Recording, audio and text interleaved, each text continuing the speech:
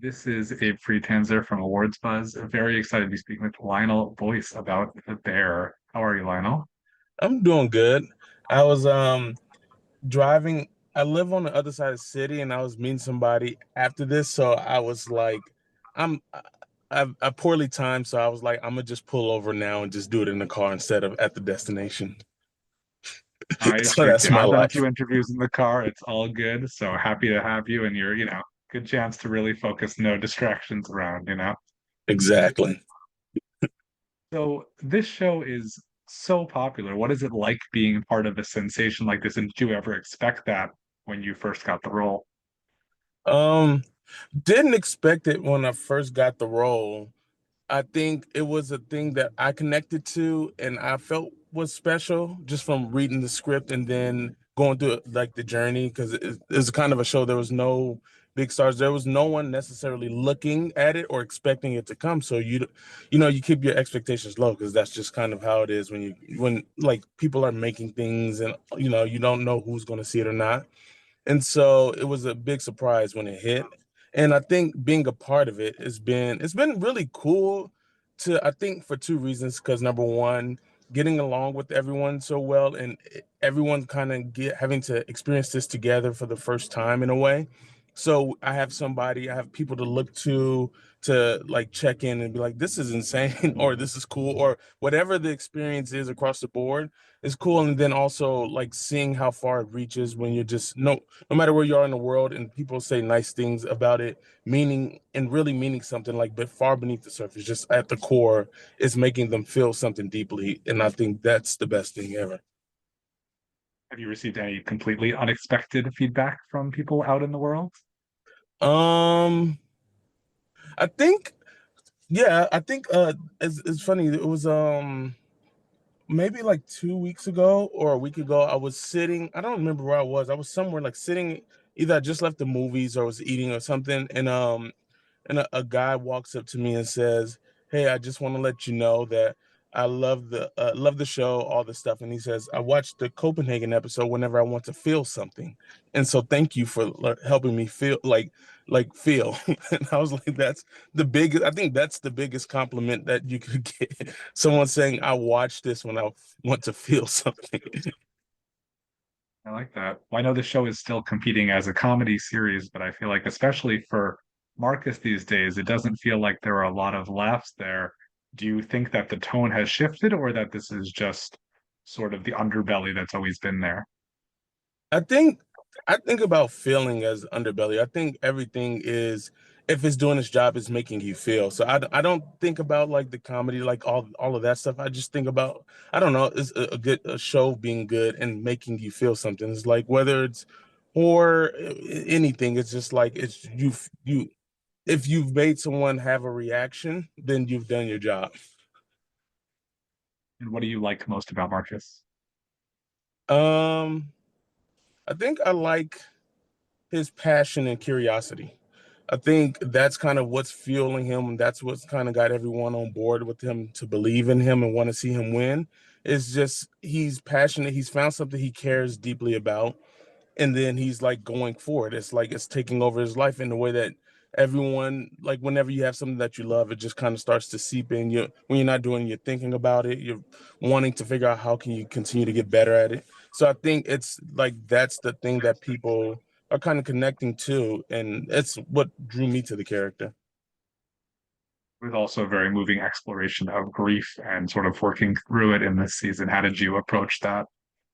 Um, I approached it. I really liked this in season three turn for Marcus because I think you got the thing that connected me to it was the thing that he kind of struggled with for season three was the was finding his new places like the this catastrophic thing that's happened to his life and it's kind of his world is kind of crumbling, the house is burnt down metaphorically, and so he's trying to figure out who is he and where things are and trying to figure out where is this like how to reconnect to this passion when you're like dealing with all this real life external things going on.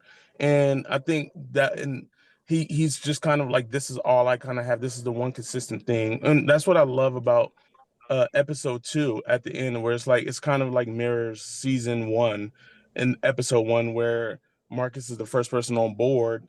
It's kind of like a mirror moment where in season three, episode two, Carmi's kind of like he's like, I'm raising the bar, and everyone's like feeling different things about it. And Marcus is like, nah, I'm on board. Like I'm on this train.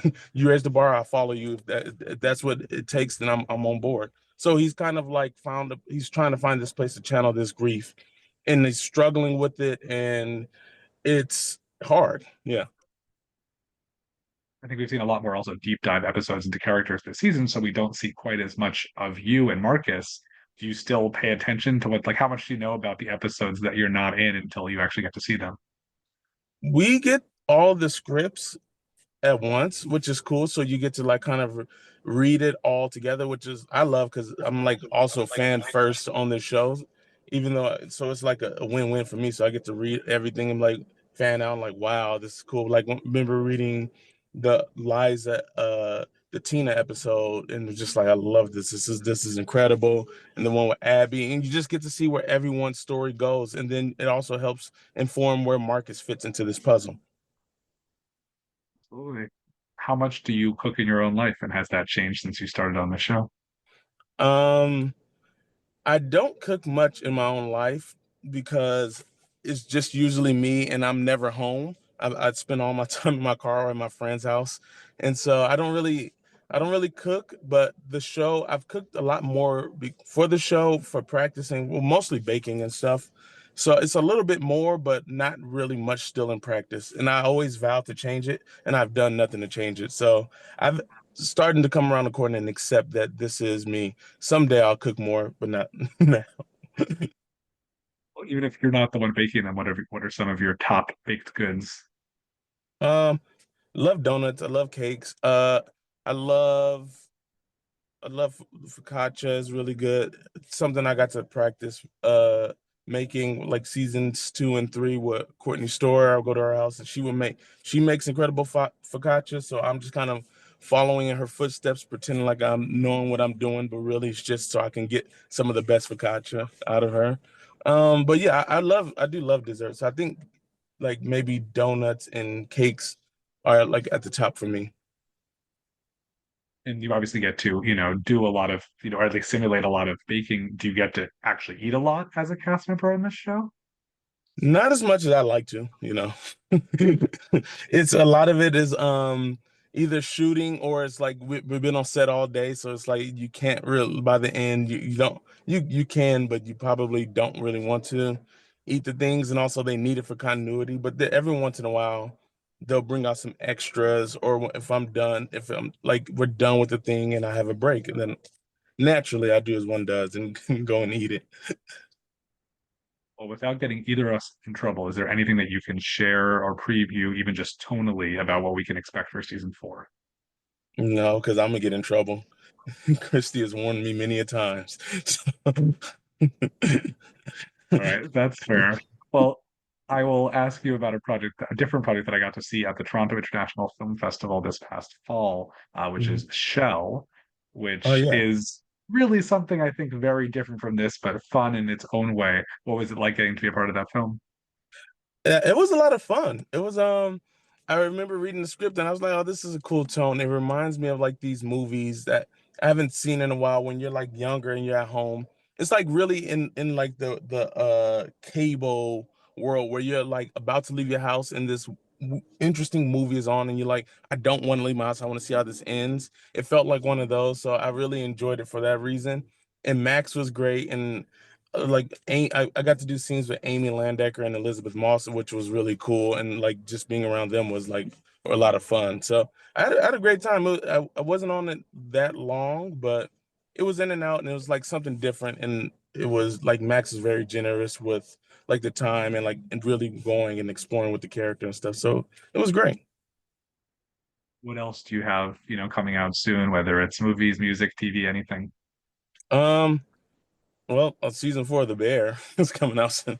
So that's the only thing I can tease is that it's coming out. I don't know the date, so it's coming out this year soon, I think.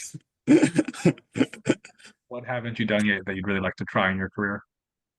Um, there's more characters that I would like to play. This is I think the thing I love about The Bear is it's such a great show and it's allowing starting to open more doors for me because I do really enjoy acting, and so it's like getting to be able to get more opportunities to do that and play different characters that are like further away from me, or just like movies that I like love, and getting to be a part of like a world that I like would watch and want to live in. So to like help build that out is like great. And I think yeah, just more things, just making more stuff, like whether it's in front of or behind the camera. And what are you watching? What have you seen recently on TV that you really appreciated and liked? What have I been watching? I've been watching a lot of movies. I saw Sinners twice. I like that a lot. Um, been watching like a lot of old movies. I'm trying to think TV wise. Um, I've been watching, kind of following everything that everyone's talking about. You know, you just like everyone's. I love that the spirit of everyone's getting excited about like a show or movie, and you hear about it and you go and watch it. Whether it's like Studio Adolescence, all of the shows, I just kind of check them all out. Right. Well, it's been such a pleasure, Lionel. I am looking forward to having more questions to ask you after I see season 4 and we're allowed to say things without getting in trouble. But thank you so much for looking back with me at season 3 and everything. Yeah, thanks for having me.